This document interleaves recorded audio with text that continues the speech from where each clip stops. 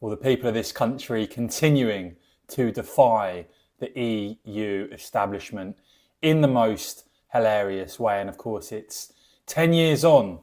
Blimey, you can see me there with Nigel as a fresh-faced lad. Doesn't time fly, eh? And look, what have we learned since then? Well, Nigel, of course, handed the Conservatives that big Brexit realignment when he stood down candidates across the country. I was one of the ones that stood down.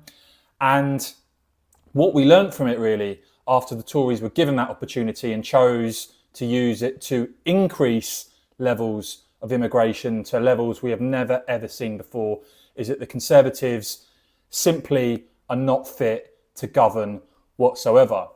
But look, if you thought some of the Brexit coverage in this country was biased, I mean, some of the propaganda across the EU over the years has been pretty remarkable. And I mean, if you look at some of the coverage now, you would think that there's an overwhelming demand for people in this country to rejoin the EU. I mean, some of the coverage, honestly, is absolutely hysterical in terms of the tone and how divorced from reality it is.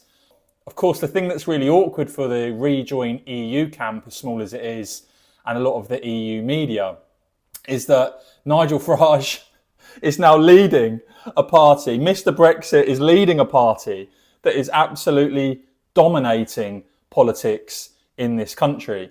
And indeed, when it comes to the European Union itself, Eurosceptic parties, there are some exceptions, but pretty much at every election recently across the European Union, Eurosceptic forces are making major gains.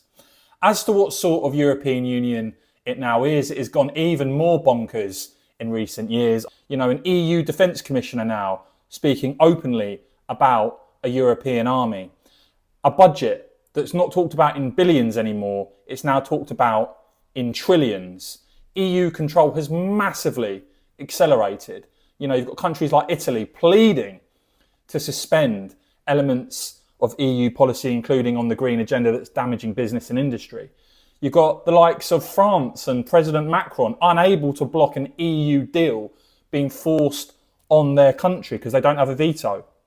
And even now the push to end the use of a veto even on EU foreign policies. So their plan to create a United States of Europe goes on. They just ignore election results where Eurosceptic parties make gains.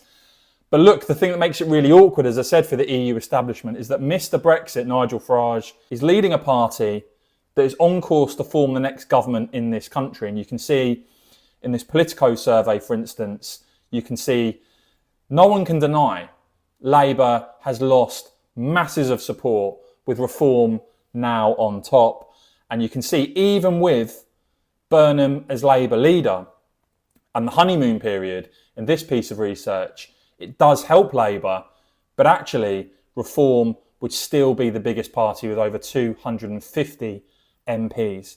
So yeah, I think that makes it pretty awkward, doesn't it, for the EU establishment and EU media to talk about how there's been a massive backlash against Brexit, when for goodness sake, Mr. Brexit, the man synonymous with Brexit, is leading the party that's dominating the national polls, making huge gains in elections across this country, and is on course to be the next Prime Minister. Please do let me know your thoughts on all that in the comments below. Please do whack this video a quick thumbs up. If you want to support the channel, do hit the join button or see the link below to become a member. And of course, as ever, guys, cheers for watching.